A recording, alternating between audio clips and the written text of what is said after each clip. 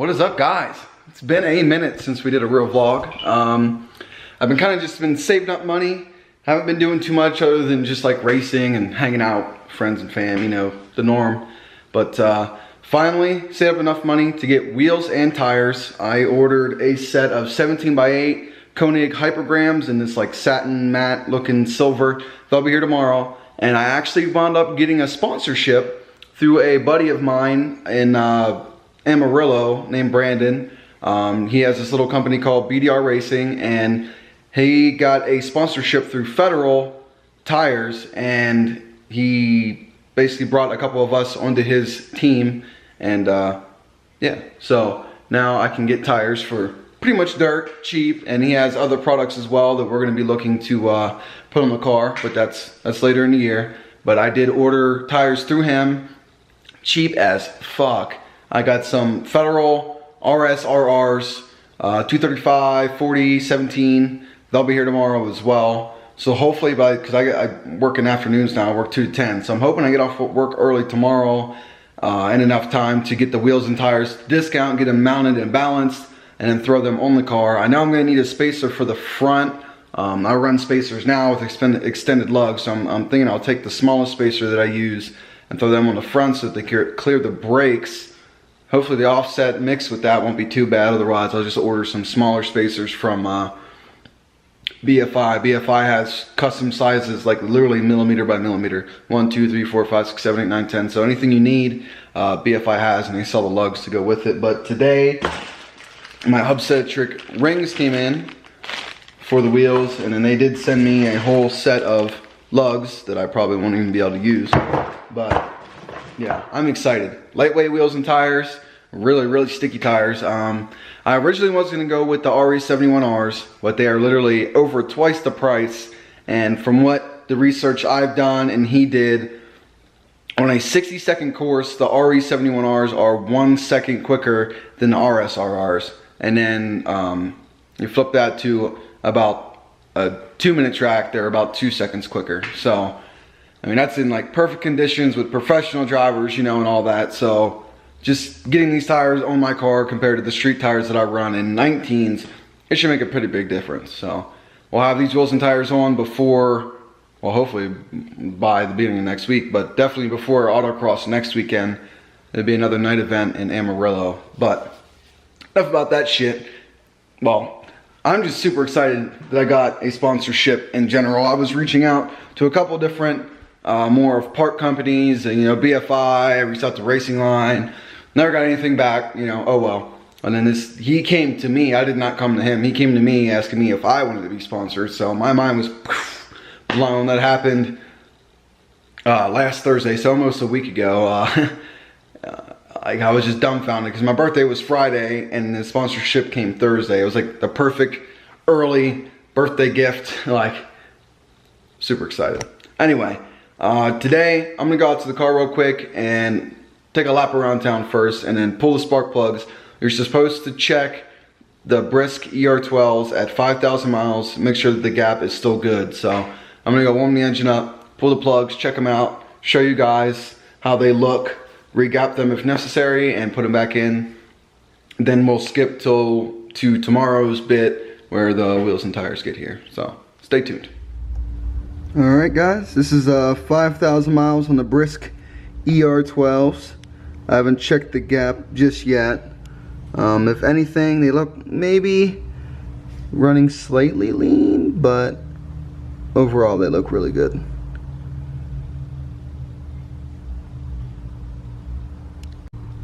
As you guys can see here, it's about 0.27, 0.28.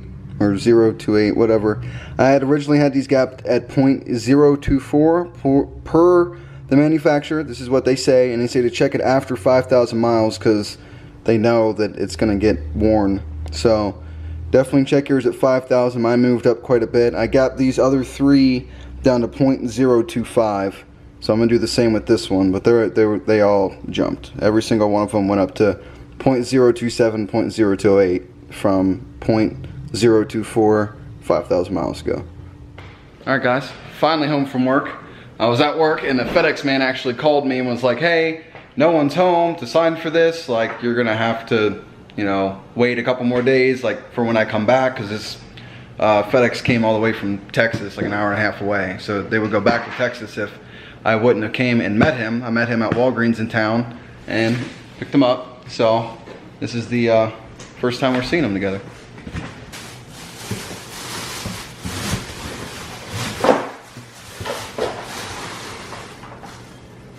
Ta-da! Nice. Oh, the caps actually screw in. That's cool. Wow. Holy shit, that's light. Nice. Very nice.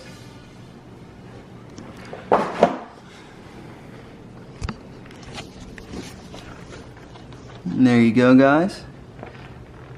Flow formed. I'm surprised they don't say hypergram on the front. You can see here they actually have little screws for the caps. That's very cool. Alright, so before I go taking my front wheel off and test fitting this, I believe the type of lugs that the new wheels use are different than this. One's ball seat, one's cone, I believe. So I don't even know if I'll be able to run the wheels tomorrow when my tires do come in. But I still want to test it because these new wheels will require at least, I believe, a 5mm spacer to clear the front brakes. I have like a 10 and a 15 on it right now. So if the lugs are the same, I could run them potentially tomorrow, but I still need to order the proper size spacer and new lugs for those wheels. But I wanted to measure and make sure that I get the exact, I want the least amount of spacer possible on the front. So yeah, that's what we're gonna do. So this is the difference between the lugs. This is what the new wheel requires. It's a cone seat. And then this is the old style ball seat. You see the difference in the two. And the length as well. I'm running a 15mm spacer up front. But, yep, so definitely gonna order new lugs here right after I'm done with this. But let's get this wheel on and see how she looks. Well guys, they're on. They look fucking gorgeous. Our brakes don't look so small anymore, but I don't know if you can see down in here the caliper just barely hits. Definitely need like at least a 3mm spacer up front.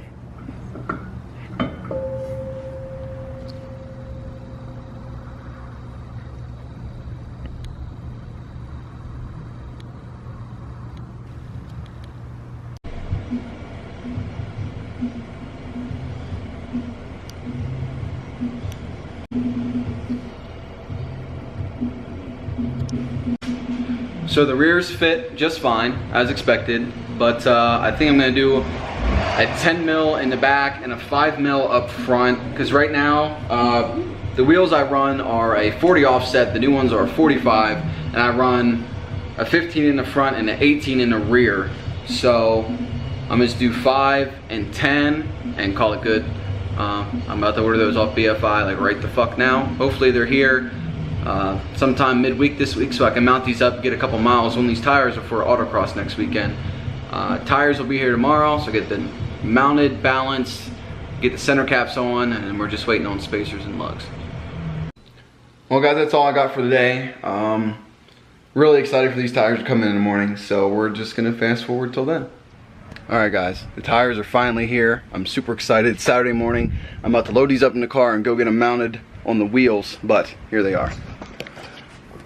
Federal RSRRs. These are some big bitches. Like, god damn. There's gonna be so much grip in these. You got 235, 45, 17. It was supposed to be, I ordered 40s, but they sent me 45, so I mean really it's whatever. But wow. This is gonna be sick. To show the people here. We got 4 wheels and 4 tires. Didn't even have to move the front seats up at all. Hatchback life. Alright guys, we got them fucking mounted. I'm super excited. Look at how freaking McMeaty these things are. Holy crap. That is nice with it. They're beautiful. I gotta sit here and put the center capsule on. They got 3 screws. I might need the Konig, whatchamacallit, stuff on there, but then eventually get like a custom, like Volkswagen or R, or even like my little logo for the channel. But I'm gonna throw those on real quick.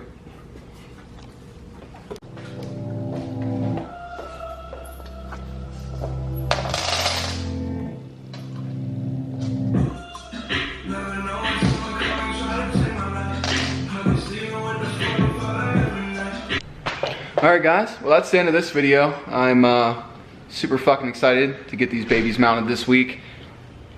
Spacers and the extended lugs should be here pretty quickly, I'd imagine. If not, I'll figure something out so I can run them for autocross this coming weekend. But I'll see y'all later in the week with these mounted on the car, and I'll let you know how they feel. You shouldn't really run these tires on the street, but I'm gonna put like 50, 60 miles on them before I take them to the track, get this, you know, top layer of rubber worn in a little bit. But yeah, and they feel lighter. They sit about just as tall as the wheels do on the car right now. There should be no issues with rubbing or anything like that. Should be, like I said, lighter, less rotational mass. There's better acceleration, better braking. Definitely better braking with stickier tires as well. Lateral grip should never be a problem anymore. Now I need to start saving up for some real suspension, some real coilovers. Right now I'm just with the 034 sway bar in the back with the end links, and then VWR springs on the stock DCC suspension, and it's sitting at 46,000 miles. So suspension is ready to be upgraded, along with lower control arms, camber plates, all that. It's really going to change the whole car along with these sticky ass tires. So saving up for that. But yeah, hope you guys liked the video, and I'll catch you on the flip flop.